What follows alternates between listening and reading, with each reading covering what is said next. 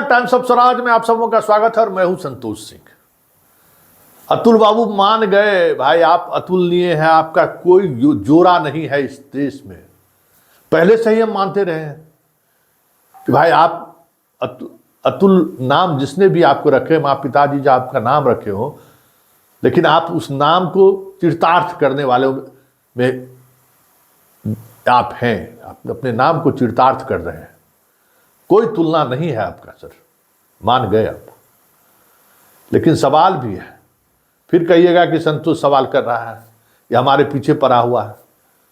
आप तो कह दिए कि भाई जिनका हम रिजल्ट निकाल दिए, जो ऑफर लेटर ले लिया, वो अब हम कैरी फॉरवर्ड करेंगे। लेकिन ऑफर लेटर देने से पहले आप औपबंधिक ऑफर लेटर दिए, लेकिन ऑफर लेटर देने से पहले आप तो जांच नहीं किए कि राम है कि रहीम है कि कृष्ण है कि सीता है कि गीता है। आप तो चेक नहीं किए। आपकी गलती के कारण जो हजारों ऐसे बच्चे जो शैक्षणिक योग्यता जिनके पास नहीं था, वो आपका डिग्री लेके आपने जो दिया प्रमाण पत्र कि आप पास कर गए, वो ले भी लिया और जाके ज्वाइन भी कर लिया। उसमें उस बाकी बच्चों का क्या गलती है भाई? उसने क्या गलती किया था अतुल बाबू? ऐसे तो हजारों बच्चों की सूची आपको बार बार भेजा जा रहा है, आप उस पर क्यों चुप्पी साधे हुए हो? फिर आप सप्लीमेंट्री रिजल्ट को लेकर करें, जितने लोग आपको एफिडेविट के साथ आपको जो जमा किया, उस पर आप चुप्पी क्यों साध दिए?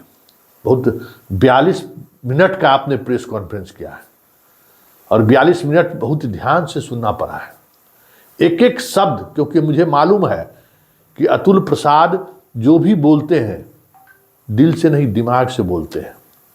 और उनकी पूरी कोशिश होती है कि पूरे मामले को ऐसा फंसा दिया जाए कि अब सुप्रीम कोर्ट जाएगी। इनका कामकाज यही रहा है, फंसाने में ये मास्टर रहे हैं, चित्रगुप्त हैं। स्वाभाविक तौर पर पीढ़ी दर पीढ़ी से इनको ये विरासत में मिला है कि चीज़ों को कैसे गोल गोल घुमाया जा सकता है।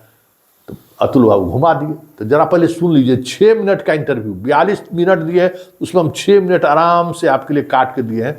उस 6 मिनट को सुनिए कि सप्लीमेंट्री रिजल्ट किसको कहते हैं, हम क्यों निकालें, किस लिए निकालें, हम तो बेहतर चाहते हैं। तो जरा सुन लीजिए क्या कह रहे हैं अतुल बाबू, क्योंकि वो सुनना जरूरी है और बहुत ध्यान से सुनिएगा, क्योंकि ये मास्टर ब्रेन आदमी है। इनके दिमाग का जोड़ा नहीं है, ये हम जानते हैं। लेकिन इनका अधिकांश मामला हाईकोर्ट और सुप्रीम कोर्ट में फंसता है, ये भी समझ लीजिए। जब ये दिमाग लगाते हैं ना, तो मामला कैसे फंसता है ये हमें पता है कि कई मामलों में जो है सरकार की फजियत हुई है, ये मुझे मालूम है। इनके कार्यकाल में जितनी परीक्षाएं होंगी, रिजल्ट निकलेगा, उस रिजल्ट में तकनीकी तौर पर कहां कब कौन सा मामला फंस जाएगा कहना मुश्किल है। क्योंकि ये आदतन एक बात इनमें है, बहुत ट्वीट भी करते हैं। जब दूसरे विभाग में तो उस विभाग में भी फाइल पर बहुत लिखते थे, अपने ही लिखे में ही फंस जाते थे। तो जरा पहले सुनिए अतुल बाबू को 6 मिनट का इंटरव्यू, सभी बीपीएससी अभ्यर्थी जरा गौर से सुनिए, फिर हम इस पर चर्चा करेंगे। क्या सुनना चाहते हैं? अच्छा, किसी ने ये सोचा कि सप्लीमेंट्री रिजल्ट सेकेंड टीआरई 2 के रिजल्ट के साथ साथ निकालना ज़्यादा लाभकारी होगा या अभी निकालना ज़्यादा लाभकारी होगा?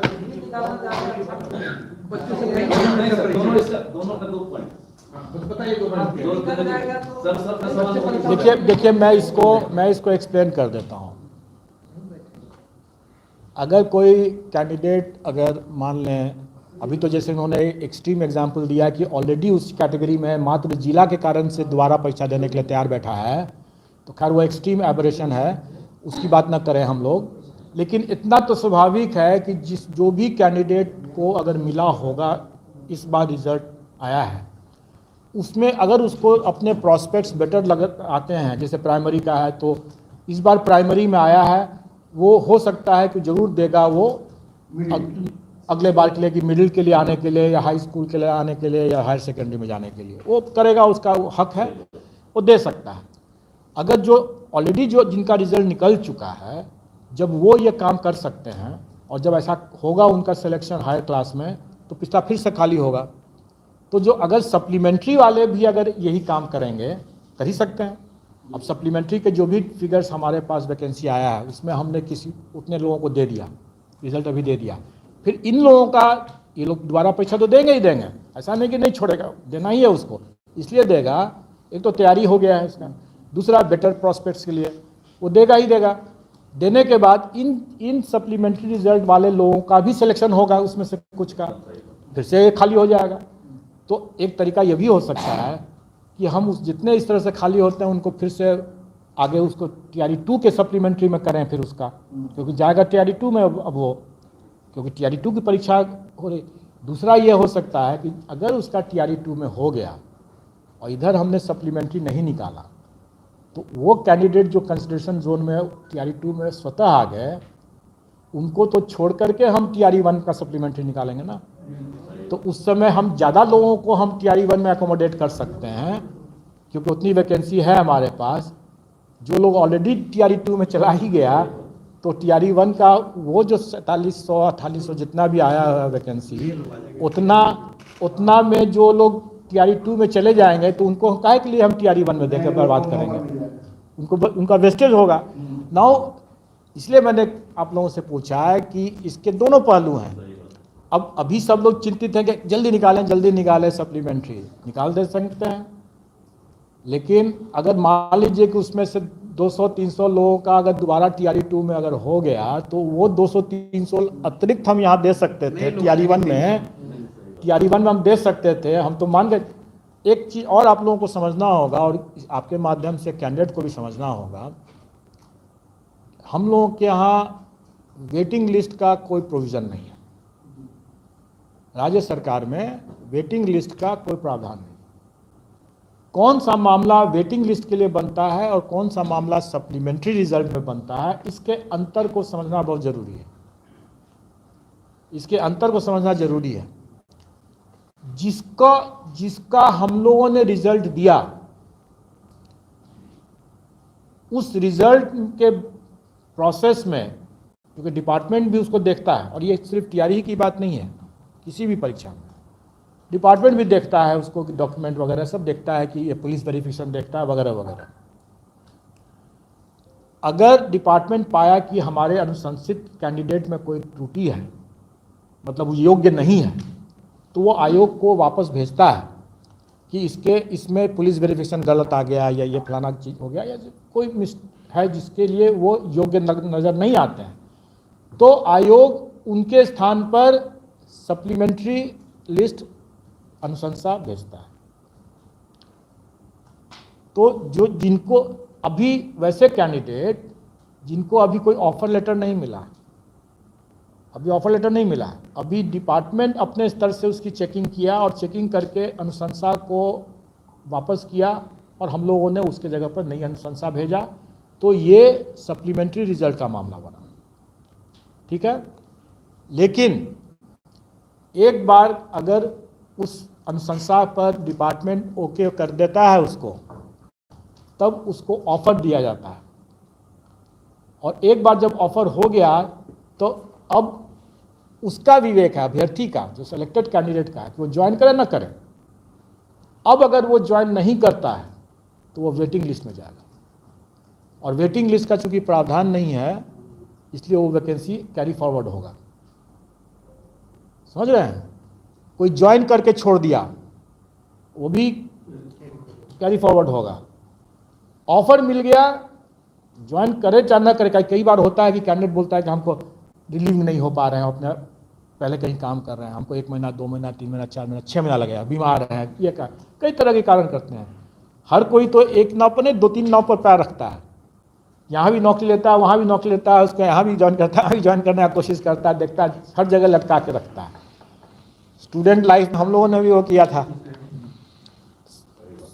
करते हैं लोग अपने बेस्ट प्रॉस्पेक्ट्स के लिए, ऐसा करते हैं लोग। तो वो अपने होल्ड करता है, जब तक वो अपना रिलीज़ नहीं करेगा तब तक वो वैकेंसी दूसरे को नहीं जा सकता।